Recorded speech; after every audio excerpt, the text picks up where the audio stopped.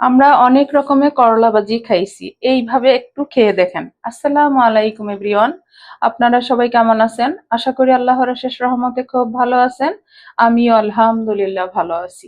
তো আজকে recipe unique করলা ভাজি। তো এই করলা ভাজি করার জন্য আমরা প্রথমে নিয়ে নিলাম এইখানে হাফ কিলো করলা, এইভাবে একটু মোটা করে কাটছি।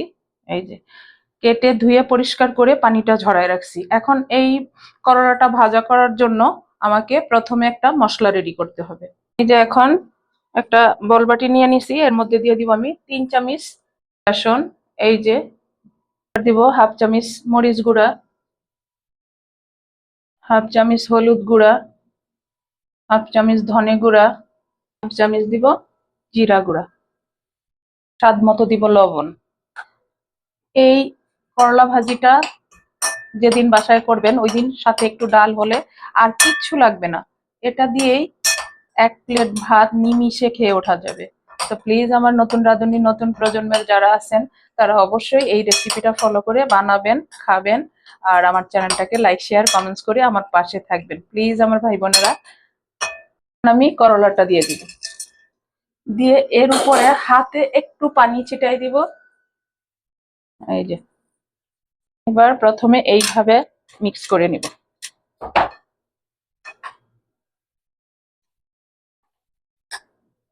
এই মেশানোটাই এই ভাজাটার আসল রহস্য। এই যে দেখেন করলাগুলা মশলার সাথে ভালোভাবে মিশাই নিলাম। এবার ভাজার পালা। এর জন্য এই যে একটা ফ্রাই প্যান বসাই দিছি, চুলাটাও জ্বালাই দিছি। এখন দিয়ে দিব তেল। তো এই ভাজাটা করতে একটু বেশি তেলই লাগবে, পর্যাপ্ত পরিমাণে তেলটা লাগবে। বিসমিল্লাহির রহমানির রহিম। আমরা মজা খাবো তাহলে একটু তেল মশলা বেশি দিতে হবে, সেটা তো দিতেই হবে, মাঝে মধ্যে তো খাওয়া চাই, তাই না? তেলটা গরম হয়ে গেছে, এখন আমি হাত দিয়েই করলাগুলা দিয়ে দিব। আর চুলার আঁচটা মিডিয়াম টু লো এর মাঝামাঝি রেখে ভাজবো। এখন আলতো হাতে একটু নেড়ে দিব। প্রথম অবস্থায় জোরে নাড়া দিবেন না। এই যে আমার মতো যারা করলা পছন্দ করেন তারা অবশ্যই এই রেসিপিটা বানাবেন আমার প্রিয় ভাই বোনেরা। এই রেসিপিটা এত ভালো লাগে মসুর ডালের সাথে, কি বলবো আপনাদের, একবার খান খেলে বুঝতে পারবেন। এই যে এখন নেড়ে দিব। আর করলাটা কিন্তু মুচমুচে হবে না, কিন্তু একেবারে ঝরঝরা হবে, মুচমুচে হবে না, ঝরঝরা হবে।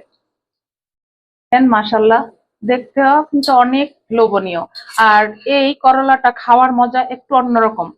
এই যে বেসন মশলার গ্রানটা অন্যরকম আসে।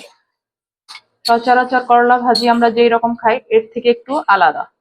এই যে দেখেন করলা ভাজাটা হয়ে গেল।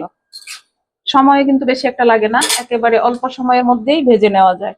এখন আমরা করলাটা নামাই নিব। এই যে দেখেন লুকটা কি অপূর্ব সুন্দর, তাই না? এই যে